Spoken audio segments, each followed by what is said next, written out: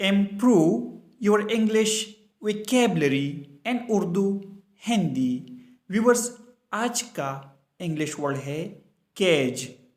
Cage का मतलब है कप्स या पिंजरा. आइए इसको सेंटेंसेस में इस्तेमाल करते हैं. There is a beautiful bird in the cage. पंजरे में एक खूबसूरत परिंदा है. The bird escaped from the cage. परिंदा पिंजरे से भाग गया. Escaped means भाग गया. Viewers, subscribe this channel to improve your English vocabulary and Urdu Hindi. Thanks for watching this video.